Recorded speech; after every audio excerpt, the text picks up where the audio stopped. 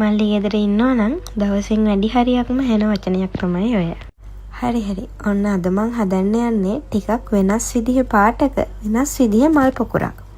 මේ ඕඩර් එක දුන්න නංගි මට කිව්වේ අක්කේ මේ මම යාට යවන අන්තිම ගිෆ්ට් එක ඒ නිසා මට ලස්සනටම හදලා දෙන්න කියලා.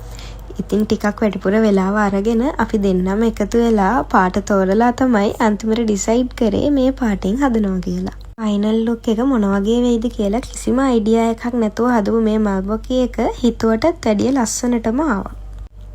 මේක මල් 10ක පොඩි බොකේ එකක් හින්දා ඒක එකට එකතු කරපුවාම හිස්තැන් පේන නිසා මම හැම මලකටම නෙට් එකක් දැම්මා ඒකට සොලියුෂන් එකක් විදියට.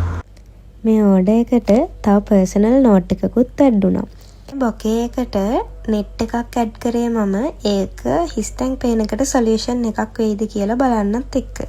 ඉතින් ඔයාලා මොකද හිතන්නේ? ඒක හොඳ සොලියුෂන් එකක්ද?